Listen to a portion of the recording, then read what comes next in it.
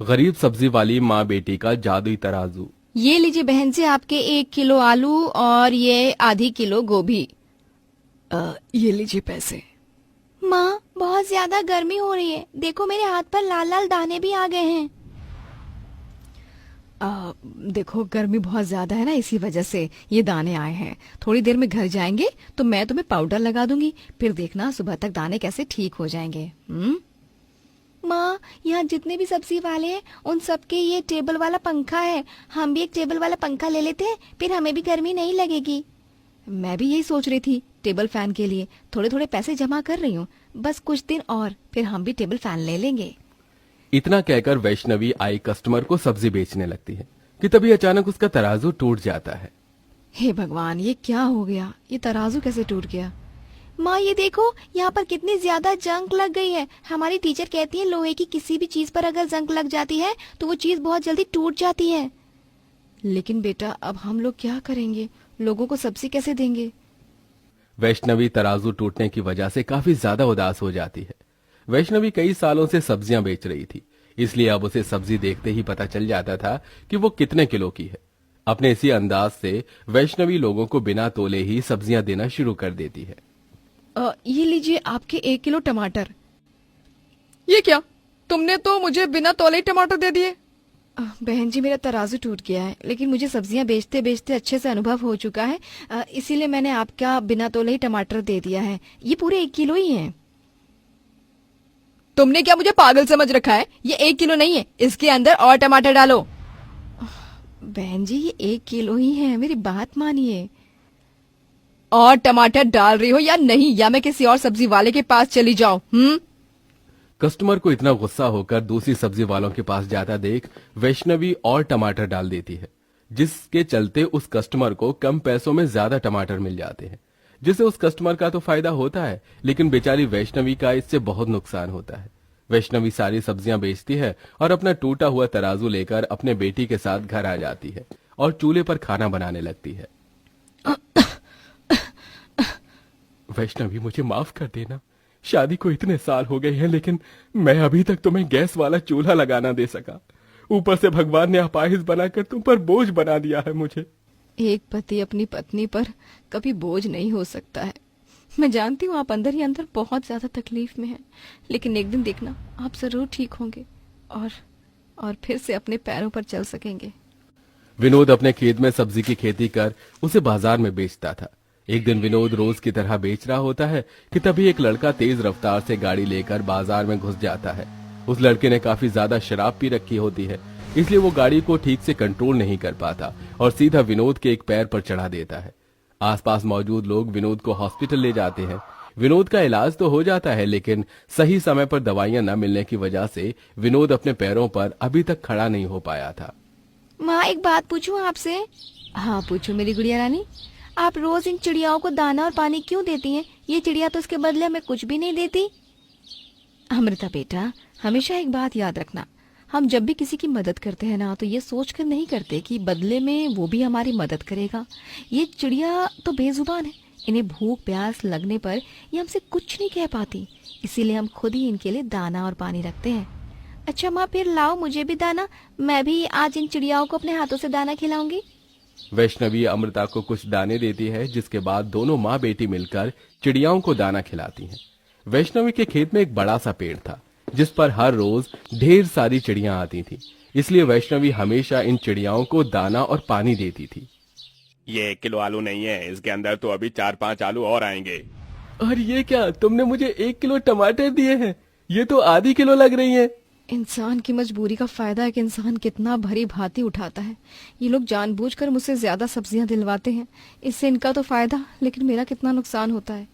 वक्त गुजरने के साथ साथ वैष्णवी की सब्जियां तो खत्म हो रही थी, लेकिन पैसे वैष्णवी के पास बिल्कुल ना के बराबर थे, जिसका असर अब उसके घर परिवार पर होने लगा था। ये क्या माँ, कल भी आपने खिचड़ी बनाई थी और आज भी खिचड़ी बना दी, सड़ी सी। बेटा, घर में थोड़े से चावल थे तो मैंने हमारे लिए खिचड़ी और पापा के लिए दलिया बना दिया। थोड़ा सा आटा रखा हुआ था तो उसकी मैंने ये रोटियां डाल दी। चिड़ियाओं के आने का भी वक्त हो गया है, इसीलिए मैंने उनके लिए रोटी बना दी। घर में हम लोग एक एक रोटी के लिए तरस रहे हैं और आप अभी भी चिड़िया को खाना खिलाने में लगी हुई हैं। नहीं अमृता बेटा, ऐसा नहीं बोलते। मैंने उस दिन आपको समझाया था ना, आपको बैठकर यहाँ खिचड़ी खाओ, मैं जब तक चिड़िया का रोटी खिलाकर आती हूँ। वैष्णवी खेत में जाती है और रोटी के छोटे छोटे टुकड़े करके चिड़ियाओं को खिलाने लगती है। वैष्णवी दिन में हर काम भूल सकती थी, लेकिन चिड़ियाओं को पानी और दाना देना कभी नहीं भूलती थी। ऐसे ही एक महीना गुजर जाता है और अब वैष्णवी के घर की हालत हद से ज्यादा बदतर हो जाती है। आज मेरी तरफ से तुम लोगों के लिए ये आखिरी दाना है। न जाने कब फिर मैं तुम लोगों को दाना खिला पाऊंगी। मेरा परिवार बहुत ज्यादा मुश्किलों में है, क्या करूं कुछ समझ नहीं आ रहा है। ये कहते हुए वैष्णवी फूट फूट कर उन चिड़ियाओं के सामने रोने लगती है कि तभी वैष्णवी रो मत, तुम हमें रोते हुए अच्छी नहीं लगती। हे भगवान, ये क्या? ये चिड़िया तो हम इंसानों की तरह बोल रही है। वैष्णवी के इतना कहते ही वो चिड़िया देखते ही देखते काफी बड़ी हो जाती है और एक सुंदर सी परी के रूप में बदल जाती है। डरो मत, मैं एक जादुई चिड़िया हूँ। इतने सालों से तुम हमें रोज दाना खिला रही हो, और जब तुम्हारे पास हमारे लिए दाना नहीं था तब भी तुमने अपने हिस्से की रोटी हमें खिलाई। जब तुमने हमें कभी भूखा नहीं रखा तो हम तुम्हें क्यों भूखा रहने देंगे? मैं तुम्हारी कोई भी एक इच्छा पूरी कर सकती हूँ। बताओ तुम्हें क्या चाहिए? मुझे तुमसे ज्यादा कुछ नहीं, बस एक तराजू चाहिए। तराजू के आते ही सब कुछ पहले की तरह ठीक हो जाएगा। तुम एक बहुत अच्छे इंसान हो। अगर तुम्हारी जगह कोई और होता तो मुझसे सोना चांदी मांगता, लेकिन तुमने तो सिर्फ एक तराजू मांगा है। चिड़िया के इतना बोलते ही वहां देखते ही देखते वैष्णवी के सामने एक सुंदर सा तराजू आ जाता है। ये लो तुम्हारा तराजू, ये तुम्हारे परिवार की जिंदगी पूरी तरह से बदल देगा। इतना कहकर वो चिड़िया वहां से गायब हो जाती है।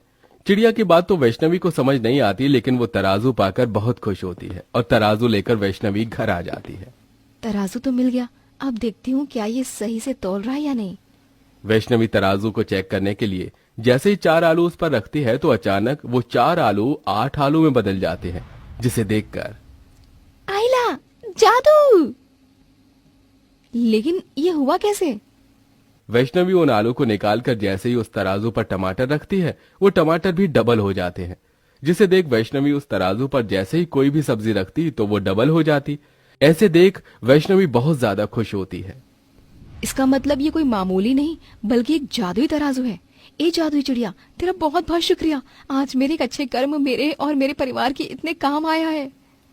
वैष्णवी उस तराजू को बाजार में ले जाती है और उसी से ही सारे कस्टमर को सब्जियां तोल कर देती है। वैष्णवी उस जादुई तराजू पर जो भी सब्जियां रखती वो डबल हो जाती, जिससे वैष्णवी कम सब्जियां बेचकर ही काफी ज्यादा पैसे कमा लेती है और उन पैसों से अपनी बेटी के लिए एक बड़ा सा कूलर लेकर आती है। मैंने तो आपसे एक छोटा सा पंखा मांगा था और आप मेरे लिए इतना बड़ा कूलर ले आई। अब इस कूलर में हम सभी को बिल्कुल भी गर्मी नहीं लगेगी और हम आराम से सोएंगे। और ये देखो, आज मैं आपकी सारी दवाएं भी लाई हूँ। अब देखना आप कैसे जल्दी से ठीक होते हैं। वैष्णवी के हाथ जादुई तराजू लगते ही मानो उसके परिवार की जिंदगी में एक नई बहार सी आ गई थी। ऐसे ही एक दिन इस तराजू पर सब्जी रखते ही वो डबल हो जाती है। क्यों ना मैं भी इसे हलवे की कटोरी को इस पर रख कर देखूं, क्या पता ये भी डबल हो जाए। अमृता जैसे ही तराजू पर अपने हलवे की कटोरी रखती है तो वो कटोरी भी डबल हो जाती है, जिससे वो सब समझ जाते हैं कि ये जादुई तराजू सब्जियों के साथ साथ कोई भी चीज को डबल कर देता है। जिसे देख वैष्णवी सब्जियों के साथ साथ खाने पीने की चीजें उस तराजू पर रख देती है और उसे डबल कर देती है।